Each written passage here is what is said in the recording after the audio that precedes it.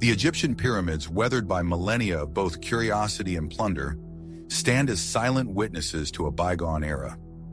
These monumental structures offer a gateway to ancient Egypt for those willing to listen to the voiceless language of stone. Embark on a journey into the depths of history, where each granite block whispers secrets of the past.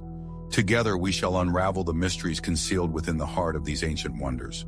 The majestic pyramids of the Giza Plateau, like powerful magnets, continue to captivate the eyes of modern-day travelers.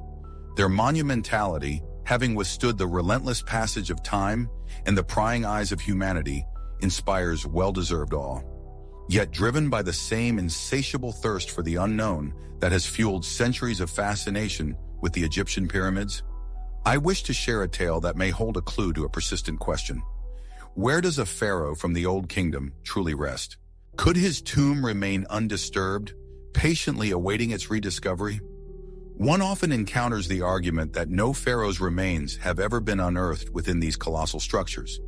It's said that with nearly 100 pyramids dotting the Egyptian landscape, if each served as a final resting place, where have the royal bodies vanished? Imagining the eons that have swept past since the pyramids first pierced the Egyptian sky is a feat in itself. Picture the Old Kingdom, when it's believed millions thrived along the Nile. Then multiply that era by approximately 1.5 million days. During this long time, countless lives unfolded in the shadow of these imposing structures. It's no wonder that nearly 100 shimmering monuments have been probed and explored by those in bygone eras who had the means to delve within. For a royal tomb to remain untouched for millennia requires an improbable confluence of factors, as the lure of its treasures proves an irresistible temptation. In 1922, Howard Carter's discovery of Tutankhamun's tomb dramatically reshaped our understanding of what could remain intact after millennia. Even today, many Egyptologists don't fully grasp how extraordinary it was that Carter found Tut's burial in such remarkably preserved condition. Despite some voices suggesting the tomb was spared looting because Tutankhamun was an insignificant ruler, a claim echoed by those skeptical of pyramid mummies, the reality is strikingly different. Countless ancient Egyptians, far less prominent than a pharaoh, were thoroughly robbed soon after their passing. Discovering an untouched tomb, even one of modest wealth, is an extraordinary rarity. Back in 2008, independent researcher Steve Cross put forth a compelling argument. It was an unusual sudden flood that surged through the Valley of the Kings that ultimately safeguarded Tutankhamun's final resting place. The fortunate concealment of the entrance, coupled with its reinforcement by a thick layer of limestone cement, acted as a shield, preserving the burial chamber. Undoubtedly, the young pharaoh's tomb was sought after long before Howard Carter dedicated his life to the endeavor. It was this combination of concealment and the sheer difficulty of the search that allowed it to elude discovery for such an extended period. Gaze drifts once more towards the pyramids, and among them, one monument particularly captures the imagination as the possible resting place of an Old Kingdom pharaoh. Sahura, ruler of the 5th dynasty, was the first to raise his pyramid in the area along the Nile known as Abusir. Choosing an entirely new location for a pyramid complex was a bold move for the king, placing Sahura alongside the pharaohs Sneferu and Khufu in that regard. As the pyramids of Abusir lack their outer casing stones and have suffered greatly from the elements, it is now difficult to distinguish them from one another at first glance. The key secret in identifying Sahura's pyramid is that it is the furthest from the others, standing on the northern side. East of Sahura's pyramid stands his mortuary temple, renowned for its splendor and remarkable preservation. A pair of majestic columns, miraculously salvaged, have been restored and now stand proudly at the entrance. Curiously, despite the temple's relatively good condition, the pyramid itself has languished in ruins for millennia. The first documented exploration of Sahura's pyramid dates back to 1837. It was conducted by civil engineer John Shae Pering, working alongside Colonel Howard Weiss. Their endeavors culminated in publications in the late 1830s. Exploring pyramids demanded not only skill, but extraordinary courage. Even the slightest disturbance to the stonework could trigger a collapse, posing immediate danger.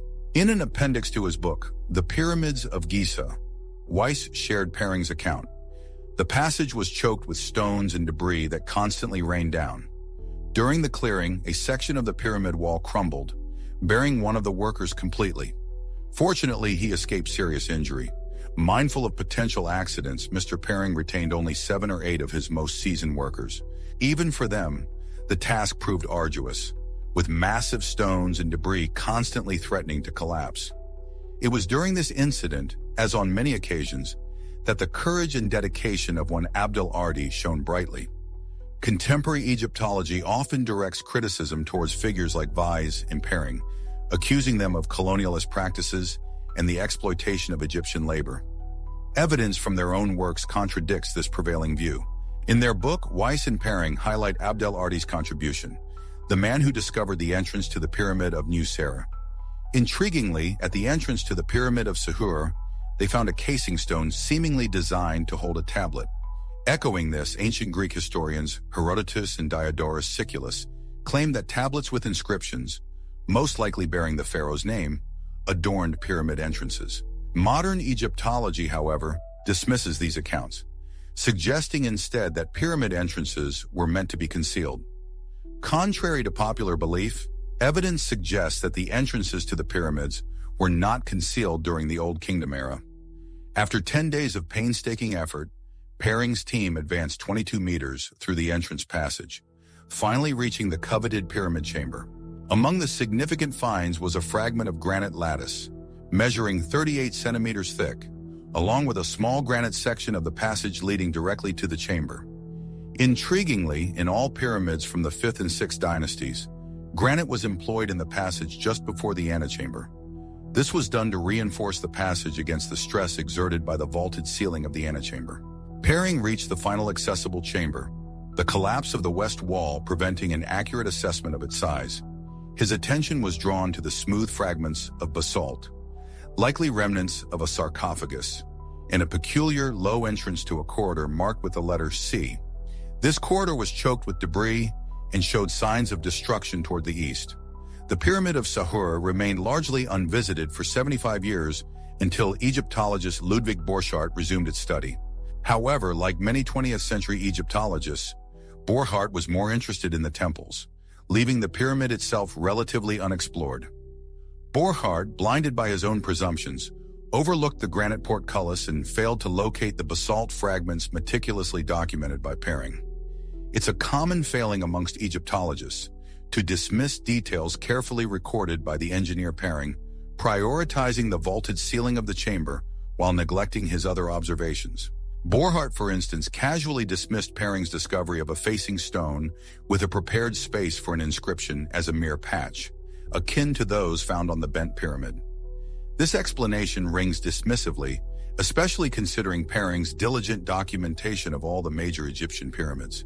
Surely he could distinguish a patch from an original element. Sadly, a trend exists among some Egyptologists to ignore or outright reject Pering's observations when they contradict their own preconceived notions. Pering's lack of the bias that plagued 20th century Egyptology made him a remarkable researcher.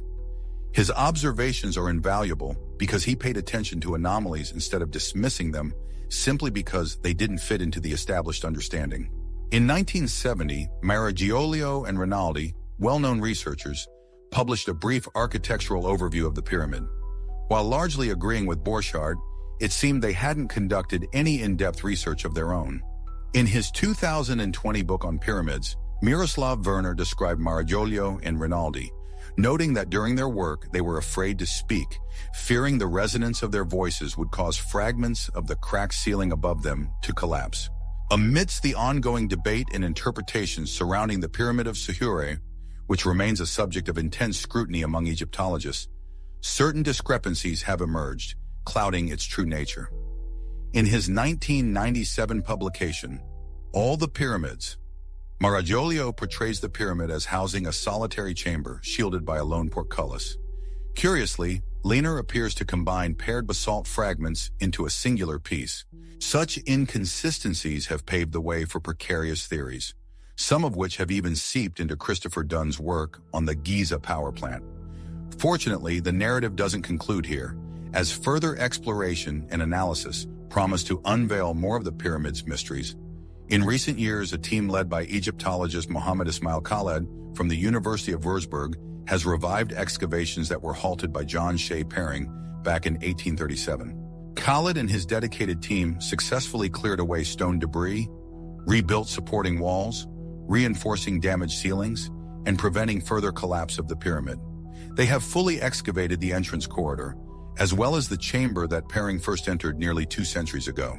The work of Khaled and his team has confirmed all of Pering's observations. During the excavations, an impressive granite fragment, presumably from a portcullis, was found, along with numerous basalt fragments. According to Pering, these fragments might have once belonged to a magnificent sarcophagus. It's important to note that Pering himself never explicitly stated that the chamber he discovered was, in fact, a burial chamber. This hypothesis was proposed later by Mark Lanner and other researchers. The team led by Mohamed Ismail Khaled also unearthed a small, concealed passageway, marked as C on Pering's original sketches. Furthermore, they determined the cleared chamber's dimensions to be 4 1500 meters by 3 60 meters, slightly larger than initially estimated. As the restoration of the room's western wall progressed, a captivating revelation came to light. The chamber system extends an additional 7 meters westward, hinting that the burial chamber remains unexplored. To fully appreciate the scope of these discoveries, let's draw parallels between what we know of Sahura's pyramid and those that came before and after it. The third and smallest pyramid of the pharaoh on the Giza Plateau, attributed to Menkaure, first established the general blueprint, followed by all pyramids of the 5th and 6th dynasties. The key features include a descending corridor, the entrance to which is centrally located on the north face, very close to the pyramid's base. The corridor then ventures underground, terminating in a small space referred to as a vestibule, which some prefer to call the entrance chamber. South of this chamber lies a system of granite portcullises leading down a corridor to a hall. Intriguingly, this hall appears to have never served as a burial site, evidenced by the complete absence of a sarcophagus. This hall then gives way to a more elaborately crafted burial chamber, complete with its own sarcophagus. Nearby, a series of roughly hewn storerooms with low flat ceilings hint at the practicalities of the afterlife. Following these designs, the next pharaoh, Shepseskaf, embraced these features, but kept the burial chamber and antechamber nearly on the same level. His tomb also drastically reduced the size of the entrance hall, instead connecting a series of storerooms to the southeastern side of the antechamber. Later, the pharaoh Userkaf took a different approach, shrinking the antechamber to roughly half the size of the burial chamber. He transformed the 6 smaller storerooms into just 2 larger ones, accessible now from the corridor rather than the antechamber itself. Following the reign of Sahura, whose story we shall revisit, came Neferkari and Niuserre. Their pyramids, weathered by the relentless hand of time, stand in Abu Sir as ghostly testaments to a bygone era. Largely unexplored, the pioneering work of Pering and others hints at the secrets held within.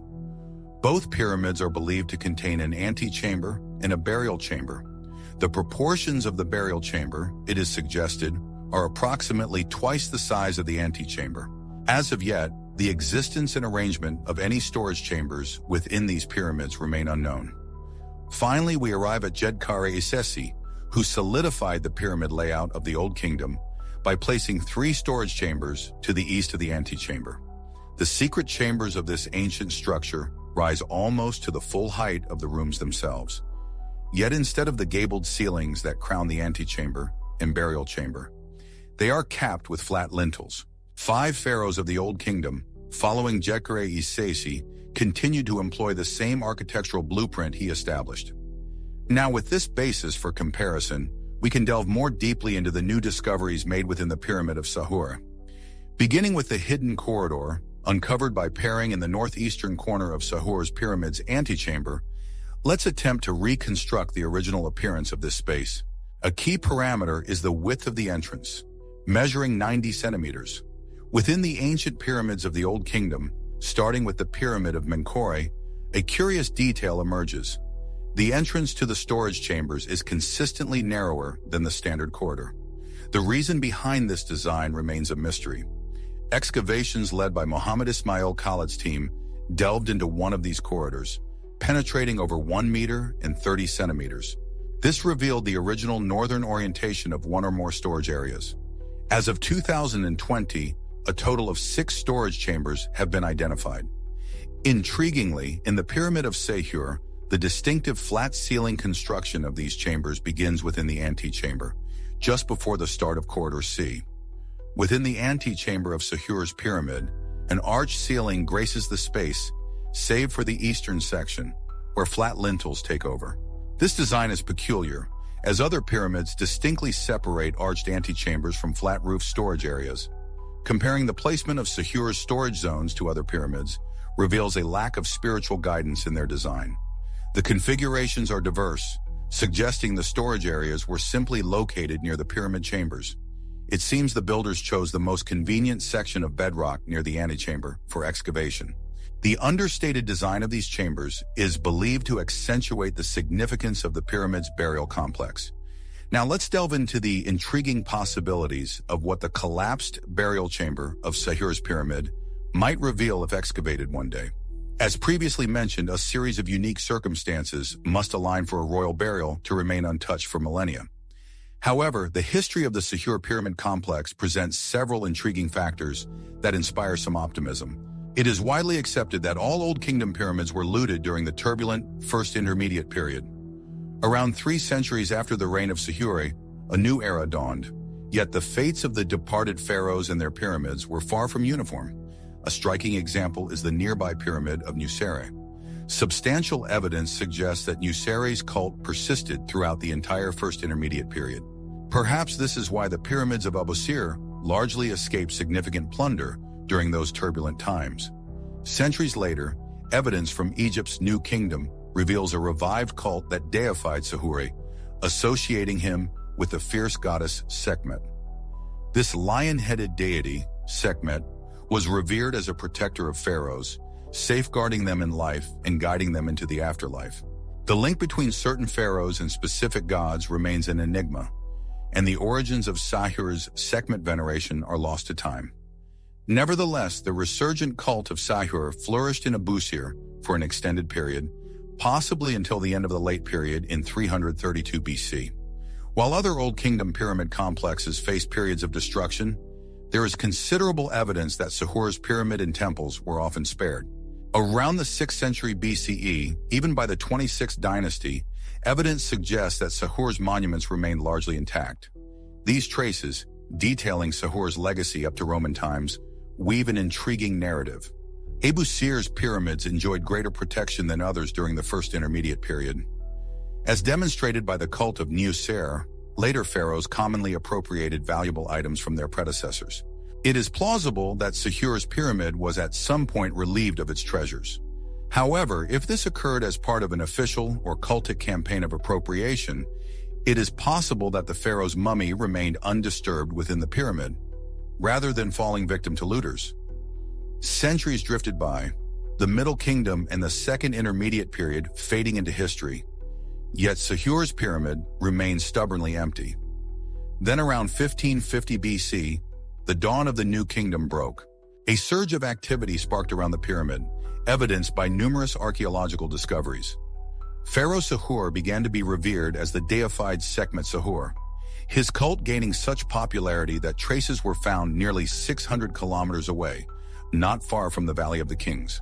We may never unravel the mystery of why Sahura and Sekhmet became intertwined, but imagining the pharaoh's mummy enduring for 1,000 years and awakening in the New Kingdom offers one intriguing possibility.